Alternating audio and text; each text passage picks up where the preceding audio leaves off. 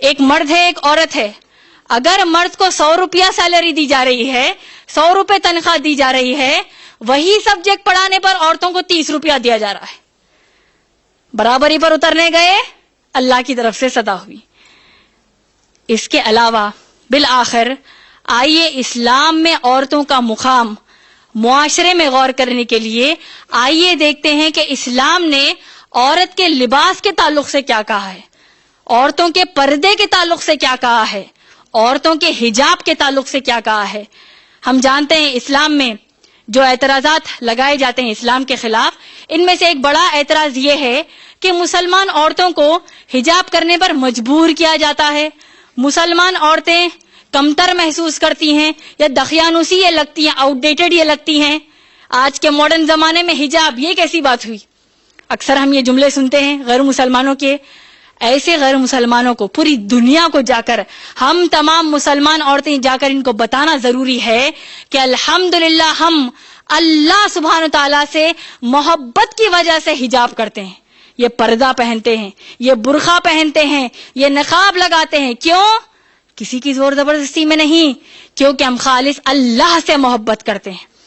اللہ نے عورت کی حفاظت کے لیے حجاب کا حکم دیا, یہ پردے کا حکم دیا, اسی لیے ماشاءاللہ ہم حجاب کرتی ہیں. حجاب کے تعلق سے اللہ سبحانہ تعالیٰ نے قرآن مجید میں فرمایا, حجاب کی آیتوں کا حکم کہاں پر ہے؟ سورہ نور سورہ نمبر 24 آیت نمبر 30 اور 31. اور اسی طریقے سے اگر ہم غور کریں سورہ احزاب سورہ نمبر 33 آیت نمبر 59 میں اللہ سبحانہ تعالیٰ فرماتے ہیں, اعوذ باللہ من الشیطان الرجیم, یا ایھا النبی قل لازواجک وبناتک ونساء المؤمنین, اے نبی صلی اللہ علیہ وسلم کہہ دیجیے اپنی بیویوں سے, اپنی بیٹیوں سے اور ان مومن عورتوں سے, یدنین علیہن من جلابیبہن, کہ وہ جب اپنے گھروں سے باہر نکلیں تو اپنے اوپر سے چادریں ڈال لیں, پردہ ڈال لیں, تاکہ ان کی شناخت کی جائے کہ یہ نیک عورتیں ہیں اور یہ ستائی نہ جائیں. آج ہم دیکھتے ہیں عورتوں کے خلاف جو جرم ہو رہا ہے, اس کی اعداد و شمار کیا ہے, اس کے اسٹیٹسٹکس کیا ہیں. امریکہ جو ترقی یافتہ ملک آج ہم دیکھتے ہیں جانا جاتا ہے, امریکہ کی نیشنل کرائم وکٹیمائزیشن سروے رپورٹ کہتی ہے کہ 2009 سے 2013 میں انہوں نے ایک سروے کیا اور انہوں نے بتایا کہ امریکہ میں ہر سال ایوری ایئر ہر سال 2,93,066 ریپس ہوئے ہیں. 2,93,066 عصمت ریزی کے واقعات بیان کیے گئے ہیں. اور انہوں نے جائزہ لیا اور معلوم کیا کہ اس کا معنی یہ ہوا کہ ہر 107 سیکنڈ میں ایک عورت کے ساتھ عصمت ریزی کا واقعہ پیش آتا ہے. ایوری 107 سیکنڈز ایک ریپ کا واقعہ پیش آتا ہے. یونائٹڈ کنگڈم کو آپ لے لیجئے, انگلستان, لنڈن, یہاں پر عورتوں کے خلاف کیسا جرم ہو رہا ہے. یونائٹڈ کنگڈم کی یعنی لنڈن کی, انگلستان کی جو ان کی منسٹری آف جسٹس ہے, یہ بتاتے ہیں کہ انگلینڈ میں, ویلز میں اور لنڈن میں سالانہ 85,000 عصمت ریزی کے واقعات بیان ہوتے ہیں, یعنی 85,000 ریپس ہوتے ہیں. استغفر اللہ. اور رپورٹ یہ بھی بتاتی ہے کہ 85,000 تو عصمت ریزی کے کیسز آتے ہیں, اس کے ساتھ ساتھ 4 لاکھ عصمت ریزی کی کوشش کے واقعات پیش آئے ہیں. اللہ ہماری حفاظت کرے.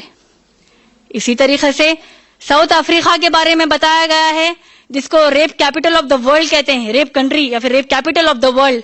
ساؤتھ افریقہ میں ہر سال 5 لاکھ عصمت ریزی کے واقعات بیان ہوتے ہیں. ہمارے ملک ہندوستان میں ہم چاہتے ہیں کہ ہماری عورتیں حفاظت میں رہیں, لیکن یہاں کے اعداد و شمار بتاتے ہیں, ان کی نیشنل کرائم ریکارڈز بیورو, ہمارے ہندوستان کی نیشنل کرائم ریکارڈز بیورو بتاتی ہے کہ ہر سال 33,000 عصمت ریزی کے واقعات بیان کیے گئے. یہ ڈیکن کرونیکل کی ایک رپورٹ ہے 13 فروری 2011 اتوار, پیج نمبر 9. کیا بتایا گیا ہے؟ India no country for women. وہ ایک پورا آرٹیکل اس میں بیان کیا گیا ہے, اور آپ دیکھتے ہیں اس میں بتایا جا رہا ہے کہ اتنے جو کیسز ریپس کے ہو رہے ہیں, عصمت ریزی کے جو واقعات بیان ہو رہے ہیں, اس میں بتایا جاتا ہے کہ صرف 69 ریپ کے کیسز میں سے ایک رپورٹ ہوتا ہے. یعنی 69 ریپ کے کیسز میں سے ایک رپورٹ ہو رہا ہے, اور یہ رپورٹ, یہ اخبار کی رپورٹ خود بتا رہی ہے. ایسا کیوں ہوتا ہے آپ جانتے ہیں؟ کیونکہ ہماری میڈیا کو ہر چیز میں مرچ مسالہ چاہیے. اب عصمت ریزی کا ریپ کا بھی واقعہ ہے نعوذ باللہ, تو اس میں بھی ان کو مرچ مسالہ چاہیے. ایسا کوئی کیس ہوتا ہے تب جا کر وہ میڈیا میں آتا ہے.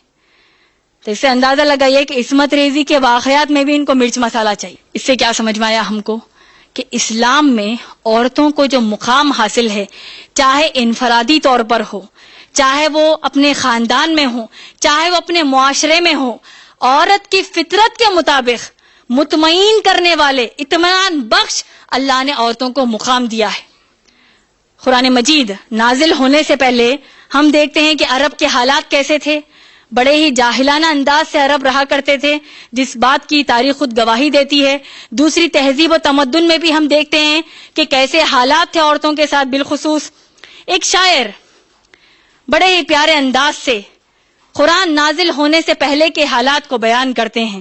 اور جب میں یہ شعر پڑھ رہی ہوں, آپ تمام سے گزارش ہے کہ عورتوں پر جو ظلم ہو رہا ہے اور عورتوں کو اسلام جیسی کتنی پیاری دولت ملی, اس پر آپ لوگ غور کریں. شاعر کہتے ہیں, کچھ کفر نے فتنے پھیلائے, کچھ ظلم نے شعلے بھڑکائے, سینوں میں عداوت جاگ اٹھی, انسان سے انسان ٹکرائے, پامال کیا برباد کیا کمزور کو طاقت والوں نے, توحید کی شمع روشن کی اونٹوں کے چرانے والوں نے, جب ظلم و ستم حد سے گزرے تشریف محمد لے آئے صلی اللہ علیہ وسلم. اتنی پیاری دولت اسلام کی ہم کو ملی ہے, ہم عورتوں کو ملی ہے. اور آپ جانتی ہیں آج ہم ظلم کیوں سہ رہی ہیں؟ اس کی ایک کہاوت, مشہور کہاوت ہے, اپنے پیر پر کڑھاڑی مارنا. کیونکہ ہم کو قرآن مجید کا علم ہی نہیں ہے. یہ قرآن ہم سب کے گھروں میں موجود ہے, لیکن ہم اس کو پڑھ ہی نہیں رہے ہیں, معلوم ہی نہیں کر رہے ہیں کہ عورتوں کو کیا مقام حاصل ہے. احادیث ہم نہیں پڑھتے. قرآن کو ماشاءاللہ اتنی عظیم کتاب اللہ نے دی, اس کو کبھی توجہ سے نہیں پڑھتے, اسی لیے آج ہم کو ذلیل کیا جا رہا ہے. ہم سب پر یہ فرض ہے کہ قرآن کو سمجھے, دوسروں کو جا کر سمجھائے, تب جا کر عورتوں کو مقام جو اسلام نے دیا ہے تب جا کر ہم کو یہ واپس ملے گا انشاءاللہ. میں اپنی تقریر کو قرآن کی اس آیت سے مکمل کرنا چاہتی ہوں جس سے کہ میں نے اپنی تقریر کو شروع کیا.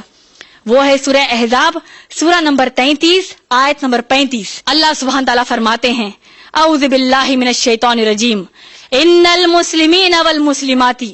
اللہ فرماتے ہیں, اس کا مفہوم ہے بے شک مسلمان مرد اور مسلمان عورتیں, والمؤمنین والمؤمنات, بے شک مومن مرد اور مومن عورتیں, والقانتین والقانتات, فرما برداری کرنے والے مرد اور فرما برداری کرنے والی عورتیں, والصادقین والصادقات, سچ بولنے والے مرد اور سچ بولنے والی عورتیں, والصابرین والصابرات, صبر کرنے والے مرد اور صبر کرنے والی عورتیں, والخاشعین والخاشعات, اللہ کے سامنے عاجز ہونے والے مرد اور اللہ کے سامنے عاجز ہونے والی عورتیں, والمتصدقین والمتصدقات, اللہ کی راہ میں خوب خیرات کرنے والے مرد اور خوب خیرات کرنے والی عورتیں, والصائمین والصائمات, اللہ کے لیے روزہ رکھنے والے مرد اور اللہ کے لیے روزہ رکھنے والی عورتیں, والحافظین فروجہم والحافظات, اپنے شرمگاہوں کی حفاظت کرنے والے مرد